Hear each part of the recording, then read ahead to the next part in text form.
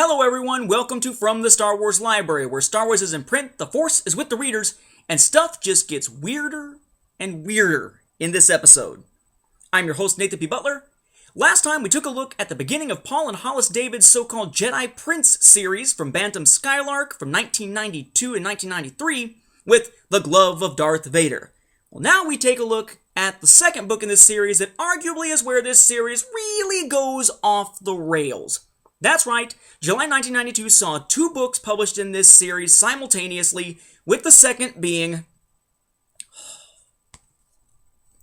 The Lost City of the Jedi. Again, it's the first edition copy of it, so it looks a little different than some of those later reprintings that changed the way that the logos and everything looked here on the covers.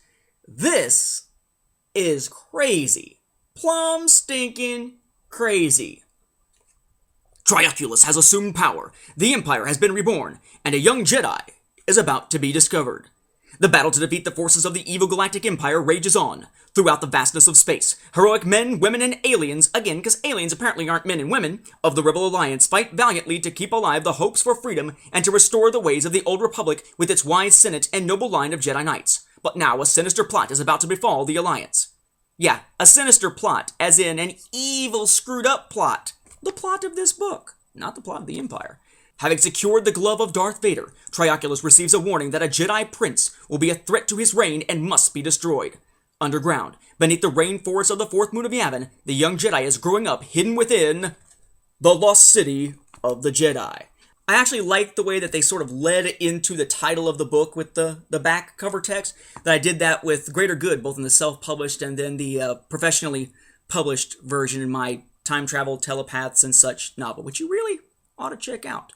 Grail Quest Books is the ones that published it. Anyway, this makes for an odd one. It's a carryover, a continuation from Glove of Darth Vader, and it's done in the same format, that really cool format that I like so much. You've got your dramatis personae, so to speak, in the front, with all these different characters, though at this point one of them is blacked out, because we're not supposed to quite know who it is yet, but he's going to factor into the stories here. Just sort of left to be a mystery and such. Then, of course, at the back of the book, you get a preview of the next book, and you get a glossary of different relevant characters. You get The Adventure Continues, The Adventure Continues segment here in the front that leads up to things, with the last short little bit being basically a recap of the previous book and a lead-in to this one. And as you're reading the book, it does have art throughout. So, cool format to the book, but boy, this is a weird one. So basically, Triclops is now in charge of the Empire. He has three eyes, right? He's a three-eyed mutant, the Slave Lord of Kessel, or had been the Slave Lord of Kessel, and this has made people say that, basically the Committee of Grand Moffs, say that he is the heir to Palpatine, because Palpatine was rumored to have a three-eyed son. He now also has the Glove of Darth Vader, this Mandalorian crush gaunt around a Sith amulet that Vader had crafted into a replacement hand that now, of course, Luke cut off. It fell with the Death Star explodes, it's indestructible, it goes to the Indoor Gate wormhole, pops up on Mon Calamari /Dax /Mon Cala /whatever, and then it's found, and now he's wearing it. He's also using implants and such to fake Force lightning and the like, to fake that he has Force powers, which he really does not. He's an imposter. He's not who he says he is, but the Committee of Grand Moffs have basically made a deal with him so that they will run the Empire with him essentially as their figurehead, sharing power, because he fits the mold of what was expected, and the whole glove thing was something from the Prophets of the Dark Side. So since the Prophets of the Dark Side, these fake Prophets of the Dark Side, as we know now in the continuity, but wasn't known back then, since they were the ones who proclaimed that the next Emperor would have the glove, he goes to visit them on the space station Scardia? Either way, it's a weird name. He winds up meeting with them to basically get their blessing. And it turns out they're willing to give the blessing only after he's willing to tell them the truth. That he's an imposter. He's not really the heir to Palpatine. He's not really Palpatine's three-eyed son, because Triclops supposedly is crazy. That's his name, Triclops. Not exactly a very creative name by any means here. But Triclops has two eyes in front and one eye in the back of his head, as many parents I'm sure would wish to have. So he's got three. It's different. They're not all lined up like in Trioculus, where it's here and here. So essentially, they know he's a fake, but to them it doesn't really matter all that much. They can use it to manipulate him, the fact that he is a fake in that sense, and they know it, but also they never said you have to necessarily be the three-eyed son of Palpatine. They were the ones who proclaimed about the glove, and now he's got the glove. They, however, proclaim that their newest dark side prophecy is that a Jedi Prince may be able to destroy him, which sets him on a course to go take out where they say this Jedi Prince is going to be, which brings us to what's happening with the Rebels. At this point, and in the previous book, Han is kind of looking to settle down at this point.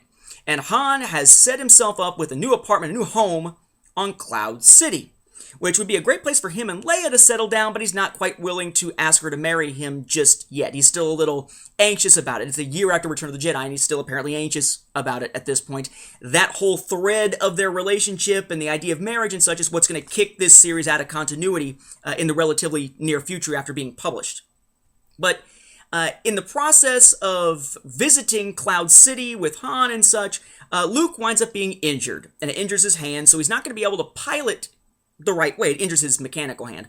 He's not going to be able to pilot his way back, and, he's going to need to be kind of looked after for a little bit, so Han returns to Yavin 4 with Luke and the droids, winds up seeing Leia again, which again kind of brings our heroes back together, and gives us a chance to play up a little bit on their odd relationship and such, except Luke, while he's recovering, winds up having visions, having dreams/visions that wind up leading him to the largest of Yavin 4's continents, where underneath the continent there is a huge secret lost city of the Jedi. And in this city there is a trio of droids, Chip, HC-100, and DJ-88, who are basically raising this Jedi Prince. Also on the surface, you have the Hodin healer Baji as well. But underneath the surface, you have the Jedi Prince Kin, who we will later figure out is the son of Triclops and Kendalina, a Jedi princess here. But he's being raised underneath the surface, and the idea is that Luke is going to wind up having to go find him based on these visions that he's having. And it just so happens it's right at the time that Kin is getting sick of being stuck underground in the Lost City. He wants to go out and see the galaxy that he's been studying in the Jedi Archives so much. So he's coming to the surface and wanting to go off into the galaxy himself, somehow, without a ship, right around the time that Luke is showing up. What gets me about seeing Kin's residence, it's great right up until one point. And I say great as in decent. It's all relative at this point with this series. Check out Kin as a youngster. That's right, Kin has Star Wars toys. He has an X-Wing model, a TIE Fighter model, Millennium Falcon. He has a Boba Fett. He has a Jabba the Hutt. He has an Admiral Akbar. He has a Yoda. And he has, sitting by his computer there, a Darth Vader. Now, given how long he's been down there, you got to wonder how on earth this would be the case. How does he have these toys? Did the city, create them for him somehow to teach him about the galaxy around him, and he used them as toys, kind of like people who are into fighter planes put up fighter plane models or something? It's just strange. It's not like they had a Kenner or a Hasbro or any, real world toy companies producing Star Wars toys back then that he would have got his hands on. It's just, I don't know, it's just odd. It's even more odd than his little pet that looks like a cross between a dog and a bird. Okay, the fact that he has the Star Wars toys, and apparently he has an old school PC also with a floppy disk slot underneath the monitor there. But anyway, Kin is the Jedi Prince that Triclops has been warned about. So Luke meets him, finds out about the Lost City. Obi-Wan in his visions kind of pushed him in that direction, so he's learning a lot about this Jedi heritage thanks to Kin. Kin's younger than he is, but Kin knows a lot more because he's been studying all this stuff throughout his childhood, being raised by the droids in the city. It opens up the chance for Luke to know more about the Jedi Order, though because these books get thrown out, a lot of times the knowledge he gets from this isn't really referenced very often. But Triclops is on his way as well and winds up basically threatening the rebels, saying, give me the Jedi Prince so I can kill him. Otherwise, I will attack the forest, or the jungle. I will attack the landscape. And the rebels, of course, won't. He winds up blasting and burning up huge chunks of the jungle on Yavin 4. The problem for Triclops, though, is that the glove and the interaction of all the implants and such is causing him to have blackouts and have all kinds of health issues. It could kill him If he doesn't stop using it, doesn't stop wearing it. In fact, he wants a fake glove made specifically so he's not wearing the glove that he thinks might be corrupting him at this point. So he's having some issues. And it turns out he's about to go blind. But the only plant, coincidentally, that can cure his blindness is found on Yavin 4. So he winds up going down to the surface to get it amidst the fires and winds up getting himself burned. So Triclops is now a three-eyed mutant, fake son of Palpatine, heir to the Empire because of the glove of Darth Vader, which is now also fake, who is now also burned. Very complex guy, I guess. He's got a lot of issues. Someday you'd expect a Dr. Phil episode in his future. Or maybe Jerry Springer, for all we know, given this guy. Suffice to say, it turns out that a code given to Luke within his vision helps him control the Lost City of the Jedi's features, and one of those features is weather control of Yavin 4, and they're able to put out the fires and save the jungle.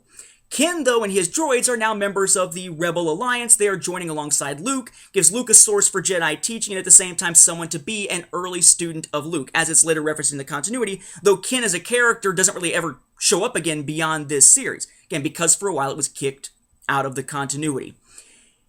It's a strange one. It propels the story along, also giving us a new preoccupation for Triclops.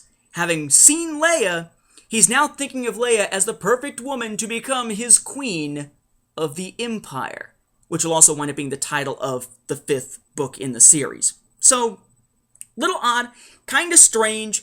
It's another one of these books that in the context of this series, it's fine. It makes perfect sense because this series is kind of quite a bit. But as for, Star Wars publishing in general, kind of hurts to read these. It really is kind of goofy compared to the other fare being produced even at this time. It even makes some of the stuff in the Marvel series look mature. But it's a kid's series, so we gotta kind of cut it a little bit of slack here. So, that all being said, this book, The Lost City of the Jedi, is this an essential read? And if you're reading this series, then yes it is. All 6 parts of this series will be essential reads to readers of this series because it's just like the Star Wars films. You need to see them all to get the whole picture. On the other hand, for modern Star Wars readers, is it an essential read?